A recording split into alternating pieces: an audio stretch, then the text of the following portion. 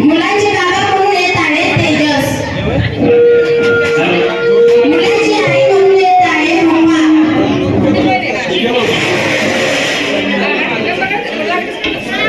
मी रुमा. नागवंड म्हणून येत आहे पप्पू आणि वर्षा. नमस्कार मी पप्पू. या नाटकाचे लेखन केले आहे मासाळकर मॅडम व सहकारी शिक्षक यांनी. चला तर मग आपण या नाटकाला सुरुवात करूया.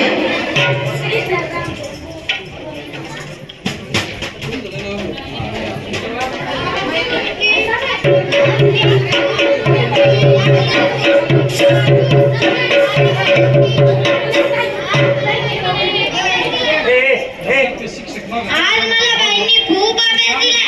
मला पंडित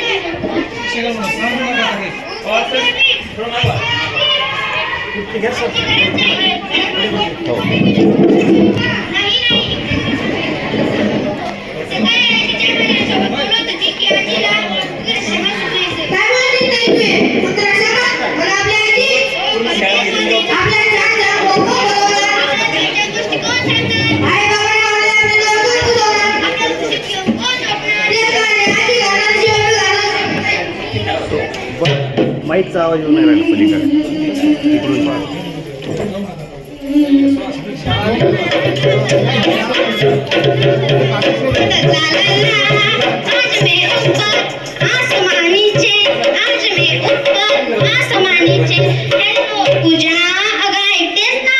आज मी खूप आनंदित आहे. मी माझ्या सासूला वृद्धाश्रमात नेऊन ठेवलेला आहे. बाय पूजा. इतक्या आनंदाने क्षणी कोण मूर्ख रडत आहे? अरे हे तर माझाच बाळ रडत आहे. काय झालं काय झालं? कोणी मारलं का? आजी कुठे? कशाला हवी आहे आजी? आजीला आण ना.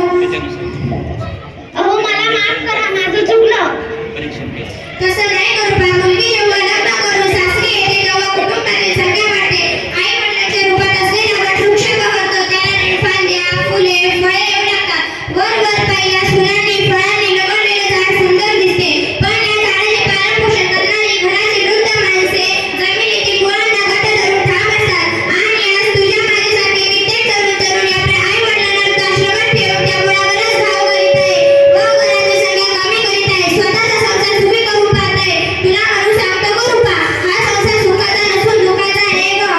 मी जाऊन येतो. हे सांगणारी घरात आजी आजोबा आई वडील असणे हे भाग्याचे लक्षण आहे. मला माफ करा, माझं चुकलंय. चला आपण आईला घेऊन येऊया. तू सांगण्याआधीच मी आईला घेऊन आलो आहे. बरं झालं तुम्ही आईला आणलं, नाही तर देवाने मला कधीही माफ नसतं केलं. ती येईल थोड्या वेळानं. पप्पू, वर्षा आहे माझा लाडू पेढा. आजी आली, आजी आली, आजी आली, आजी आली. माझी आजी, माझी आजी, माझी आजी, माझी आजी, माझी. अरे हो हो, मी तुमच्या दोघांची पण आजी आहे. जरा खाऊ. रूपा आहे रूपा, मला माफ करा, माझं चुकलं. उठ ग रूपा, तुमचा संसार सुखाचा व्हावा यापेक्षा माझी दुसरी काही इच्छा नसते ग. माझे नातवंड सुखाचे राहावे यापेक्षा माझी दुसरी काही इच्छा नसते. मला मान्य आहे मी म्हातारे झाले, वयामानानुसार थोडी बडबडी करत असेल, पण आम्ही ओझं नाही अनुभव आहोत. आज आम्ही वृद्धाश्रमात, तर विचार करा उद्या तुम्ही कोठे असणार. आजच्या दगादगीच्या जीवनात तुम्ही सगळे यशाच्या मागे धावता, पण संसार कुठे हरवता. वेळ नाही या नावाखाली वृद्धांना वृद्धाश्रमात ठेवणे हा उपाय नव्हे. वृद्धांना वृद्धाश्रम नव्हे तर घर हवे.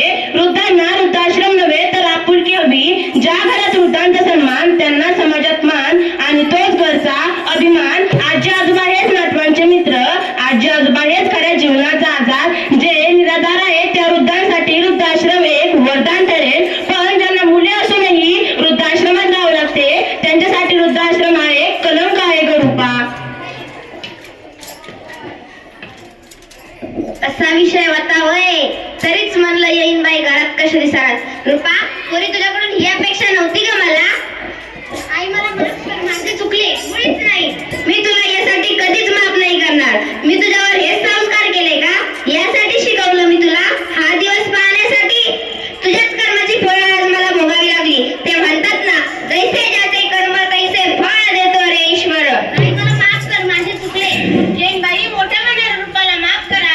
यावेळेस माफ करते बघ, पुन्हा अशी चूक करू नको. यासारखे मोठे पाप नाही. वर्षा, पप्पू, आई आई.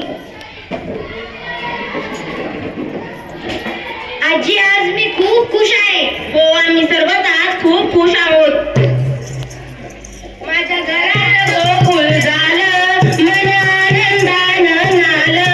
माझ्या घरात गोकुळ झालं, मन आनंदानं नालं. जशी अमृताची धार माझा सोन्याचा संसार, राणीचा दरबार. माझा सोन्याचा संसार, राजा राणीचा दरबार. माझ्या घरात गोकुळ झालं, मन आनंदानं नालं. माझ्या घरात गोकुळ झालं, मन आनंदानं नालं. जशी अमृताची धारण माझा सोन्याचा संसार, राजा राणीचा दरबार. जशी अमृताची धारण माझा सोन्याचा संसार, राजा राणीचा दरबार.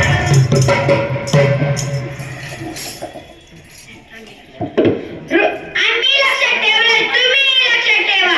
वृद्ध नाही शत्रू, वृद्ध नाही शत्रू, आजी आजोबांची ठेवा जाणीव, नाहीतर जीवनात असेल संस्काराची उणीव. आजी आजोबांची ठेवा जाणीव, नाहीतर जीवनात असेल संस्काराची उणीव. या घरात वृद्धांचा सन्मान, त्यांना समाजात मान, आणि तोच घरचा अभिमान. ज्या घरात वृद्धांचा सन्मान, त्यांना समाजात मान, आणि तोच घरचा अभिमान. जय